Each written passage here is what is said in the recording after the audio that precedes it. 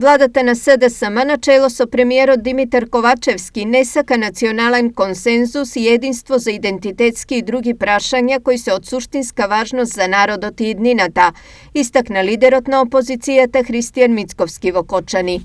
Спорот со Бугарија останува отворен и се попродлабочен.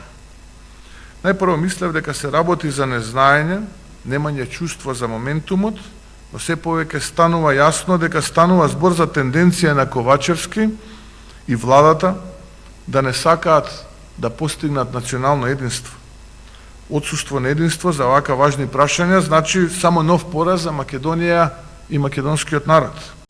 Спремен сум да ја премостам секоја разлика, само владата да ги заштити националните интереси, ако веќе не ги распродала. И таа врата за ова прашање е секогаш широко отворена. Мицковски од Кочани повика власта и опозицијата да се обединат околу Гоце Делчев. Во собранието се наоѓа декларацијата за македонскиот титан Ѓорги Делчев.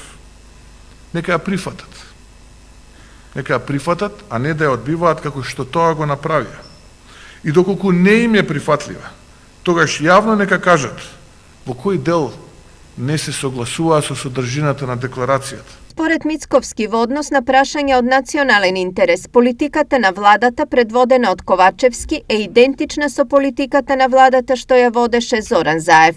Ако ова се лекциите на Заев кои ги следи Ковачевски, јас би му порачал да се тргне од таа преградка затоа што лош е учителот.